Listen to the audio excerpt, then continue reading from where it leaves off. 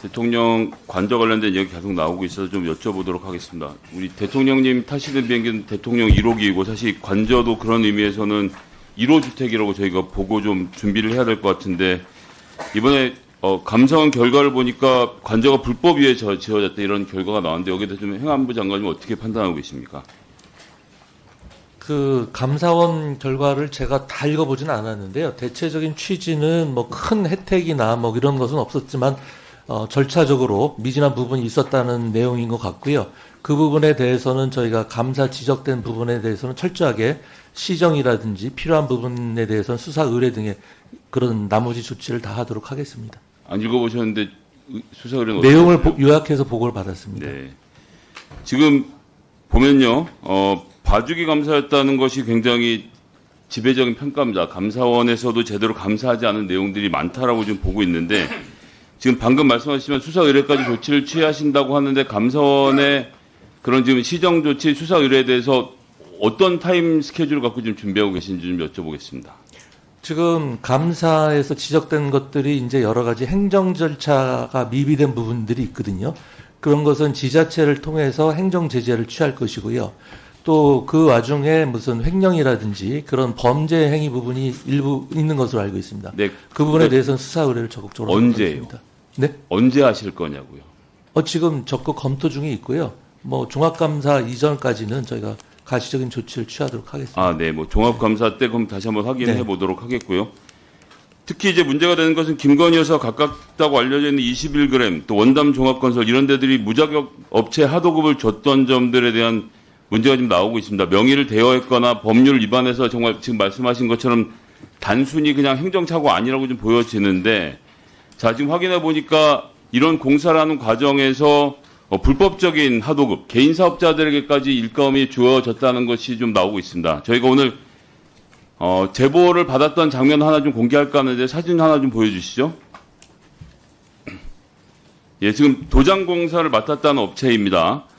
21g으로부터 실내 건축 공사에 도장 공사를 하도급 받은 업체라고 하는데요. 자, 보시면 알겠지만 저 업체가 1억 4,400만 원의 공사비를 받아서 대통령 관저에 실내 도장을 했다는 겁니다. 이거 뭐 실내만 했는지 알 수가 없는데 저희가 가보니까요. 건물이 비어 있어요. 지금 보시기에 저런 정도의 규모의 도장 업자가 저 개인 사업자인 것 같은데 업자가 지금 저런 공사를 하는 게 적절했다고 보십니까? 감사 보고서에도 있습니다만 저 사실 자체는 저희가 전혀 모르고 있었습니다. 행안부에서는. 그 인테리어 업자가 임의로 아마 불법 하도급을 준 것 같고요.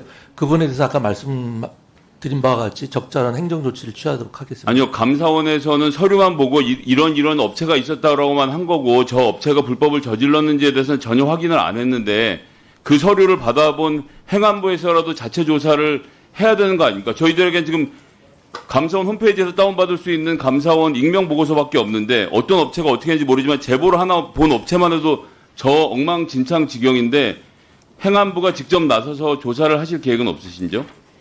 네, 지금 감사원 그 자료에서 불명확한 부분에서는 저희가 추가적으로 필요하다는 조사도 해보겠습니다. 자, 보통 1,500만 원짜리 이하의 공사인 개인 사업자를 쓸 수 있지만 1억 4천만 원짜리 공사에 저렇게 개인 사업자가 와서 공사를 한다는 자체가 이게 뭐 동네 예를 들어 코바나 콘텐츠가 전시회를 준비하는 도중에 저렇게 했다면 제가 문제를 안 삼겠는데 이건 지금 김건희 여사의 사저가 아니라 대통령실 관저이지 않습니까? 네. 이렇게 엉망진창으로 진행된 부분에 대해서 감사원의 결과만 보지 마시고 좀 더 적극적인 행정을 좀 부탁드리겠습니다. 네. 자, 그리고 그런데다가 지금 개인 사업자들에 대한 신분 확인을 했는지도 확인이 안 되고요. 뭐 전부 다 지금 12명의 뭐 검사를 거쳤으니까 문제가 없다고 하시는데 지금 감사원의 감사 내용 PPT를 볼까요? 실제 공사 내용을 정확히 반영하는 준공 도면 등이 작성되지 않아 서류상의 준공 도면과 업체별 실제 시공 내용을 비교 점검하는 방식으로 지급의 적정성을 확인할 수 없었다고 합니다. 준공 도면이 없다는 게 검사원의 입장인데 PPT 예 어떻게 보십니까? 아까 준공 도면이 있으니까 별 문제가 없다고 하셨는데 감사원은 준공 도면이 없다고 해요. 그러니까 장관님께서 오시기 전에 네. 장관님이 오시기 전에 최소한 감사원 보고서는 보시고 오셨어야 되는 거예요. 국정감사 자리에는. 네, 저 보고는 다 받았습니다. 어떻게 생각하십니까? 지금 말씀하신 거랑 내용이 너무 다르지 않아요? 준공 도면이 없는데 무슨 수로 보안 전문가들이 보안을 확인을 합니까?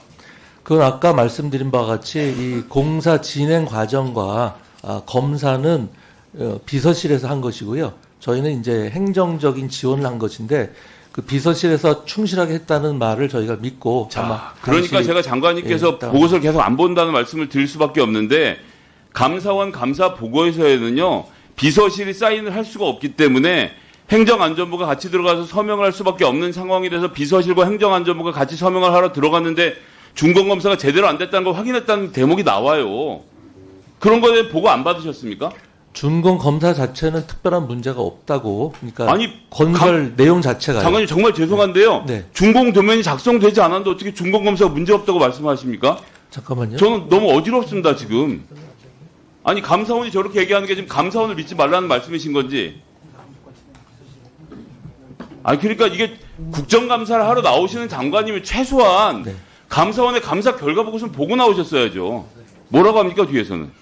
준공 도면이 없었냐고 제가 한번 물어봤습니다. 네. 청사본부장한테 어떤가요? 답변.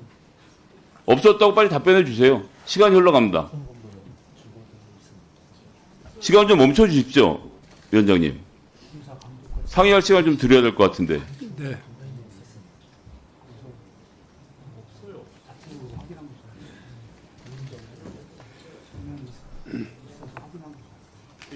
지금 청사본부장 이야기는 준공 도면이 있었던 걸로 알고 있다고 지금 답변을 하는데요. 제가 다시 한번 읽어드릴까요? 네. 실제 공사 내용을 정확히 반영하는 준공 도면이 작성되지 않았다고. 가짜 준공 도면이 있었다는 얘기입니다. 국장님 잠깐 일어나 보세요. 청사관리본부장님, 가짜 도면이 있었던 거죠? 정확하지 않은 도면이 있었던 거죠? 말을 순화해서 하겠습니다. 정확하지 않은 도면이었던 것이죠? 준공 도면이? 청사관리본부장입니다. 업무 분장상 공사 진행과 감독은 대비실에서 했고 대비실에서 12명의 전문가들이 안전성 그다음에 그 보안성 등을 확인해서 이상이 없다는 공문을 저희가 받아서 준공 검사서에 공동 사인했습니다. 이상입니다. 아니 준공 도면이 있냐는 질문에 대해서 그렇게 답변하시면 제가 뭐라고 합니까? 제가 묻는 게 아니라 국민들이 물어보는 거니까 제대로 된 준공 도면이 있었나요? 라는 질문에 답변을 한 번만 좀 해주시죠. 그 내용에 대해서는 대비실에서 확인해야 될 저희가 알 수 없는 상황입니다. 서명을 행정안전부에서 같이 하셨잖아요. 그래서 여쭤보는 거 아닙니까? 네, 고향갑 김성애입니다. 아까 전에 이 관저 관련된 얘기 좀 정리하고 가겠습니다. 자, 먼저 아까 전에 보여드렸던 도장각의 PPT 한번 보여주시고요. 국가안보 말씀하시니까 여당 의원들께서도 지금 보시면요. 저렇게 작은 영세업체가 지금 1억 4천만 원을 받아가면서 관저 도장 공사를 싹 다 맡아서 안팎에 어떤 구조인지 대통령실이 지금 다 파악을 하고 있습니다. 소위 말하는 도장 공사 건설업 업종 등록도 안 되어 있는 개인 사업자에게 지금 국가보안시설 공사를 맡긴 김건희 여사와 대통령실의 안보의식이 문제인 거지 이걸 지금 지적하는 야당의 문제인가라는 생각 먼저 들고요. 장관님 자꾸 지금 준공 도면이 있기는 있다라고 말씀하시는데 감사 보고서 다시 읽어드릴게요. 전체 관저 보수공사의 실제 공사 내역을 정확히 반영하는 산출 내역서나 준공 도면 등을 작성하여 비서실 또는 행안부에 그 업체가 제출하지 않았다라고 명기를 하고 있습니다. 이로 인해 공사비의 적정성을 점검할 수 없었다. 이게 감사원의 감사 결과고요. 자료는 다 폐기했다고 합니다. 다시 한번 인용하겠습니다. 관저 보수공사 관련 업무는 현장 사무소에서만 수행되었으며 공사가 완료된 후 경호처의 요청을 받아 공사와 관련된 모든 현장 사무소의 자료를 보안 등의 사유로 폐기했다는 겁니다. 자, 이렇게 되면 다음번 대통령이 들어와서 관저 보안을 점검하려고 해도 준공 도면조차 없는 상태가 지금 되는 겁니다. 이 공간은 윤석열, 김건희 대통령 부부의 사저가 아니라 대한민국 대통령의 관저입니다.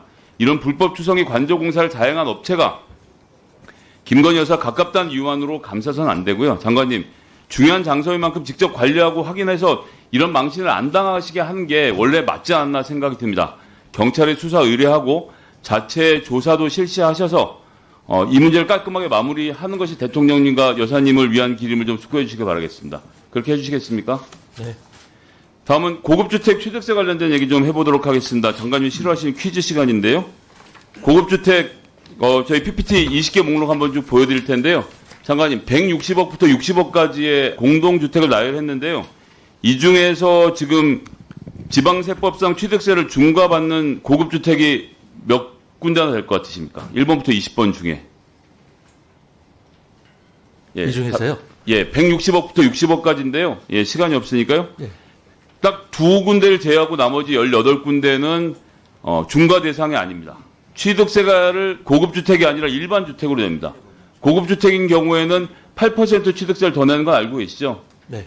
그런데 지금 말씀드렸던 1번과 2번 PH129 워낙 유명한 연예인들이 많이 살아서 유명한 곳인데요. 에테르노 청담 여기도 가장 큰 데가 160억이고 나머지들은 대부분 지금 고급주택의 중과를 피해 나갑니다. 근데 자 보시면요.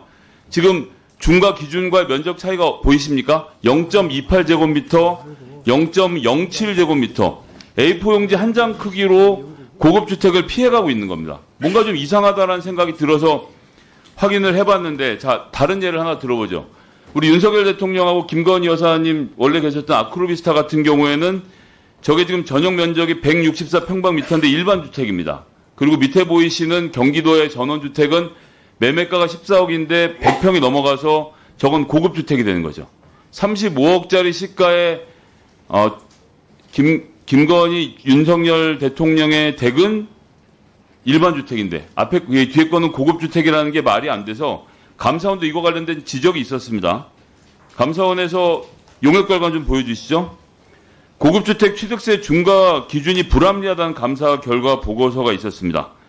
이게 지금 건축물 가액을 따져야 되는데 이 면적만 따져서 조세 불평등의 문제가 있다라고 지적을 했고요. 2019년에 관련돼서 그래서 결국 행안부가 용역도 맡겼죠. 정책 제언의 내용에 보면 심각한 조세 불평형을 보이고 있기 때문에 면적 기준, 시가 표준의 기준을 없애고 주택의 취득 가격에 따라서 초과 누진세율을 과세하는 방안을 찾아보자 이렇게까지 얘기를 했습니다.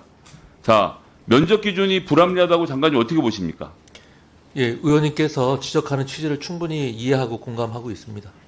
예, 그래서 면적 기준을 없애고 가액별 기준으로 통합하는 것이 좀 시대 정신에 맞을 것 같은데 혹은 정 어렵다면 수도권과 비수도권을 나눠서라도 좀 대책을 마련해 주셨으면 좋겠는데요. 네. 한번 찾아보시고 예. 종감 때 또 관련된 이야기를 나눌 수 있었으면 좋겠습니다. 예, 뭐 잘 아시다시피 이게 75년에 워낙 오래전에 마련된 제도인데요. 그 공백을 많이 이용해서 이런 현상이 나타나는 것 같은데 지적하신 대로 보완할 수 있는 방법을 좀 찾아보겠습니다. 네, 감사합니다. 네, 행안부 장관님께 질의드리겠습니다. 9월 26일 MBC 뉴스데스크에서 지방세 연구원 직장 내 괴롭힘 및 평가 조작 뉴스가 있었는데요. 네. 예, 요약해서 좀 보여드리겠습니다. 시키는 대로 해. 열받아? 인터넷 수수증한 정말에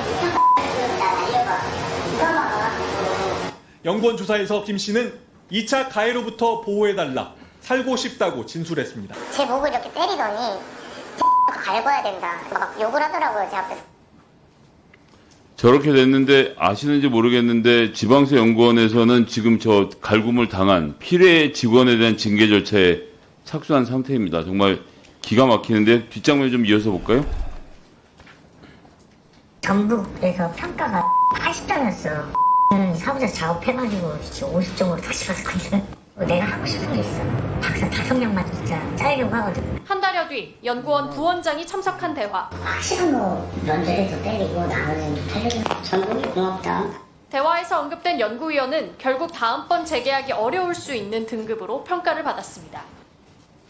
자, 보시는 것처럼 부원장을 비롯한 간부들이 연구평가를 조작을 해서 일부 연구위원들을 자르려고 모의한 녹취록도 지금 공개가 됐습니다. 오히려 간부들이 피해 연구위원을 또 역신고했어요. 아까 전에 보셨지만 그 욕을 먹은 직원에 대한 징계 절차라고 있고 이 경우에도 피해를 입은 연구위원들 지금 역신고한 상태인데 지방세연구원 운영 지금 장관님 보시기에 좀 정상적으로 되고 있다고 보십니까? 문제가 많다고 생각합니다. 이게 지금 폭력, 평가 조작 뭐 이런 게 자행되고 있는 곳인데 감독기관으로서 좀 책임감을 좀 느껴주셨으면 좋겠고요. 지금 8월부터 지방세연구원은 감사를 하고 있는데 보고를 받으신 내용이 좀 있습니까? 그 말씀하신 종합감사가요. 9월 11일에 종료됐고 현재 감사 결과를 정리하고 있습니다. 나오는 대로 적법한 조치를 취하도록 하겠습니다. 자, 저희가 보면 지금 과거에도 보직자와 연구위원 사이 갈등으로 3명이나 퇴사를 했었고 연구 평가를 이용한 괴롭힘 문제 이게 아주 지방세연구원의 고질적인 병폐라고 보여지는데요. 단순한 해프닝이 아니라 계속적으로 반복되는 구조적인 문제라고 보고 있습니다. 이번 종합감사 때 이번에 나왔던 특별감사 결과 좀 네. 장관님께서 잘 챙겨봐 주시고 예. 보고를 좀 해주시고요. 특히나 정상화 방안은 어떻게 해야 될지에 대해서도 의원실에 좀 별도로 보고를 네, 부탁드리겠습니다. 그렇게 하겠습니다. 자, 그리고 하나 더 행안부 인사혁신처에서 보낸 자료 좀 다시 보여주시겠습니까? 지금 되나요? 네. 자, 제가 방금 받은 자료입니다. 이게 저걸 자료라고 내셨다고 저한테 아까 전에 한 말씀 하시려고 갔던 것 같은데 중앙징계위원회 참석위원회 명단을 보시죠. 000000 판사, 00000000 교수, 그 다음에 000000 검사, 000000 변호사. 그러니까 어느 정도가 있는데 분쟁에 노출되거나 심리적으로 자유로운 의견을 전하지 못하는 사정이 생기기 때문에 회의록은 줄 수 없다. 그러니까 자료를 제출 안 하신 겁니다. 그래서 저는 자료를 제출 안 하셨기 때문에 종합감사 때까지 000000 말고 자료를 좀 주시고요. 안 주실 경우에는 아까 전에 말씀드렸던 대로 법적인 조치를 반드시 취하고 그다음에 아까 전에 000000을 낸 실무자를 포함해서 이와 관련된 전원에 대한 징계를 꼭 의결을 해주실 것을 내년 1월이 되든 2월이 되든 포기하지 않고 시도하겠습니다. 이상 마치겠습니다. 아니, 인사혁신처 지장님 뭐 한 말씀 들어볼까요? 그 말씀 주신 자료 중에서 저희들이 드릴 수 있는 최대한을 드렸지 않습니까? 근데 그러면은 징계위원회 위원들을 익명성이 보장되는 그런 어떤 상황인데요. 어떻게 표현해서 드리는 게 좀 더 낫겠습니까? 저는 고발 조치에서 법원의 판단 받아보고 징계 조치에서 실제로 징계가 어떻게 내려지는지 판단 받아보는 게 아닌데 더 이상 말씀한 것 같아서 하고 싶지가 않네요. 마치겠습니다. 네, 행안부 장관님께 말씀 좀 드리겠습니다. 인권위에서 행정안전부에 대한민국 인권상 국민훈장 모란장 대상자로 양금덕 할머니 추천했던 22년 잘 아시죠? 네네. 외교부에서 이 있음에서 네. 통과가 안 되고 있는데요. 지금 해당 서원 수여안에 대해서 지금 현재 어떤 상태인 걸 파악하고 계십니까? 지금 거기에서 전혀 진전이 안 되고 있는 걸로 알고 있습니다. 저는 지금. 그러면 이 협의를 빨리 좀 해야 되는 거 아닙니까? 행안부에서 좀 적극적인 조치를 취해 보실 생각 안 해보셨습니까? 근데 저희가 한 게 아니라 이제 외교부에서 한 거기 때문에요. 거기서 이제 합의가 돼야 이제 차관회의가 올라오고 그다음에 국무회의로 가는 거거든요. 외교부는 무슨 입장인가요? 그거는 확실히 잘 모르겠습니다. 아마 거기에 기여한 분들이 여러 분이 있는데 그 양금덕 할머니만 하는 것은 좀 형평성 차원에서 문제가 있는 거 아니냐. 제가 기억하기로는 라고 외교부에서 얘기했다고요?